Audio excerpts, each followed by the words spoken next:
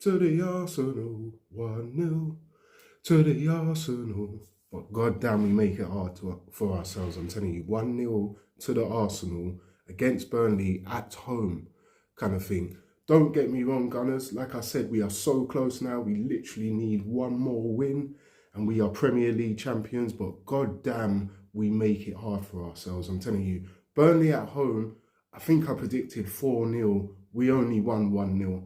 And this is the problem. This is the problem I have with the team's mentality. I mean to say, we do look like we're trying more. We're playing the ball around a lot quicker between ourselves. Still a little bit of problems when we got it right at the back with Declan Rice. I saw holding on to it for a little bit too long at the back.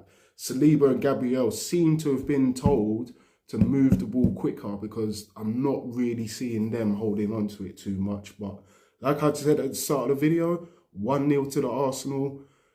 All that matters right now at this time, like crunch time as well kind of thing, is the result. We're getting the results. But this style of football moving forward, Arteta has to tinker with things, or just, it's a change of mentality. I don't even think the way we're playing is that bad. I just think that it's the mentality. You can see our players get really nervous, but I think the reason why they get really nervous is because, number one, we haven't won it before. But number two, Mikel Arteta has almost produced this atmosphere where it's like, come on, lads, give your all, and everything has to be 100% and da-da-da-da. So that creates a little bit of anxiety for me because we're just giving 100% for everything and everything's a battle and everything we've got to try our best and we just got to, everything has to be over-exaggerated kind of thing. So I think that causes a bit of anxiousness for our attacking players, definitely 100%, because you can see when they get in front of goal, it's always the final moment. You're not looking up or you're just whacking the ball, hitting hopes. We've got a lot of hitting hope merchants in our team, if you really and truthfully think about it. We don't really have players that are composed in front of goal, composed when we're pushing forward.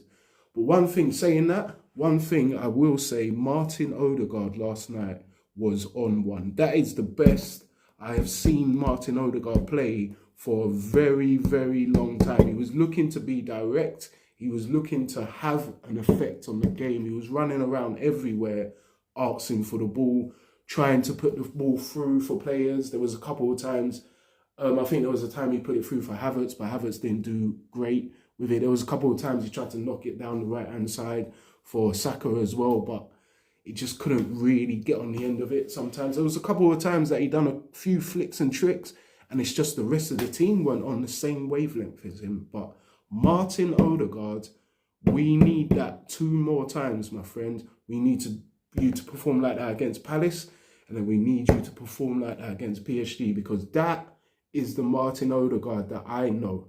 That is the Martin Odegaard that we have been missing. He was amazing last night. Definitely led by example. Definitely got to be happy with the outcome. I mean, with what he produced for us in the match. You know what I'm saying? Because, boy, we needed that. We needed that.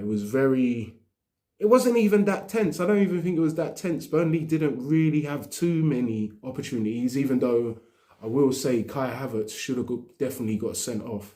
I mean, to say, bloody hell, that tackle was... As soon as he done it, I didn't even need to see the replay. As soon as he done it, I was like, he could be getting sent off here. And luckily, VAR was in. It's a bit weird. Like, it seems like whoever's top of the league, VAR seems to favour them a little bit. I mean, to say last year it was Liverpool. We have the whole situation with Michael Oliver being paid by Man City owners and not giving any Man City players a card since he's been refereeing them. Since he's been in touch with them and gone to Saudi Arabia and been paid by the Man City bosses, he hasn't given them a red card, never, not once. So, yeah.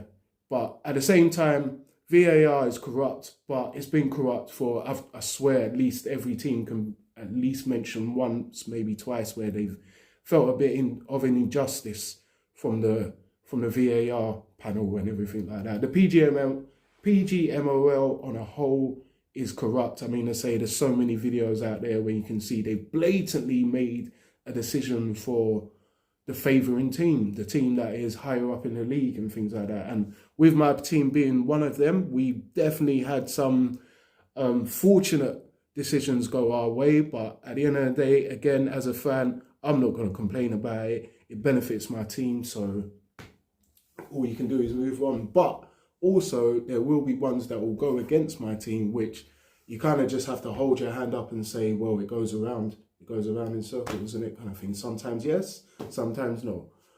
But at the moment, it is definitely a yes for the Gunners. I'm going to say beat Crystal Palace, and we are Premier League champions. Premier League champions for the first time in 22 years, I think it is. 2004 is the last time.